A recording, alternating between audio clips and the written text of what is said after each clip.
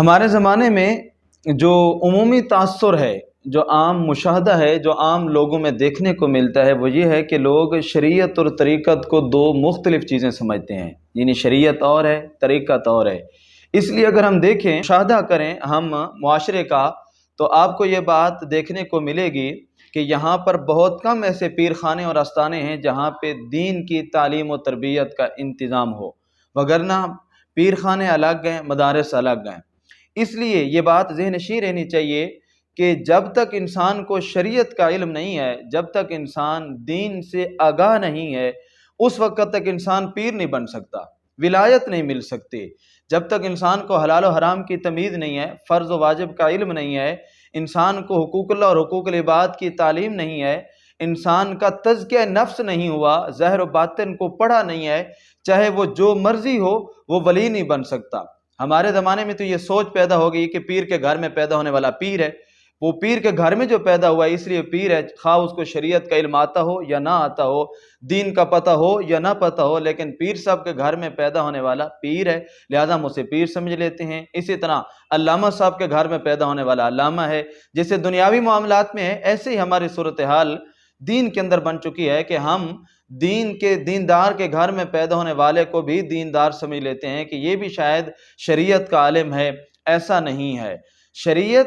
اور طریقت یہ دونوں جڑی ہوئی چیزیں ہیں، پہلے شریعت ہے پھر طریقت ہے۔ اگر انسان کے پاس شریعت نہیں ہے تو طریقت نہیں آ سکتی۔ حضرت خواجہ حسن بصری رضی اللہ تعالیٰ عنہ سے روایت ہے، کہتے ہیں رسول اکرم صلی اللہ علیہ وسلم کی بارگاہ میں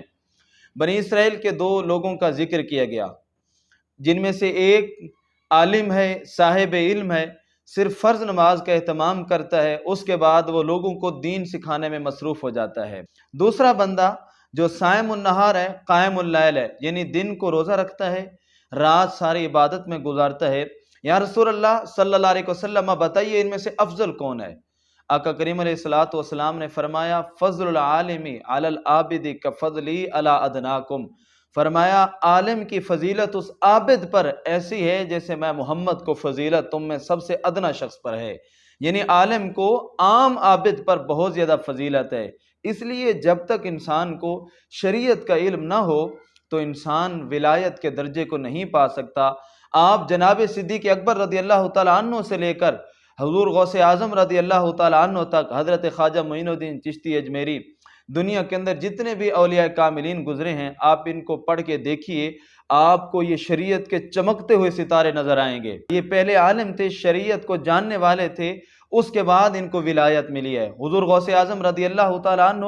آپ پیدائشی ولی ہیں، اس پر علماء اہل سنت کا اتفاق ہے، آپ پیدائشی ولی ہیں، لیکن اس کے بعد آپ کو بھی حضور غوث اعظم رضی اللہ تعالیٰ عنہ کے سیرت میں یہ بات ملے گی کہ آپ نے دینی اداروں کی چٹائیوں پہ بیٹھ کر باقاعدہ طور پہ شرف تلمذ حاصل کیا ہے، اساتذہ کے پاس بیٹھ کے پڑھے ہیں، دین حاصل کیا ہے، پہلے آپ نے علم حاصل کیا، اس کے بعد آپ نے ولایت کا اعلان کیا، پھر رشد و ہدایت کا راستہ اپنایا اور تبلیغ دین کے راستے پہ چلے، اور اللہ نے آپ کو اس مرتبے پر پہنچایا کہ آپ وقت کے غوث اعظم رضی اللہ تعالیٰ عنہ تھے۔ اس لیے اس 11ویں شریف کے موقع پر میں یہ پیغام دوں گا، میں آپ حضرات سے گزارش کروں گا کہ یہ یاد رہے کہ جب تک ہمارا پیر، ہمارا مرشد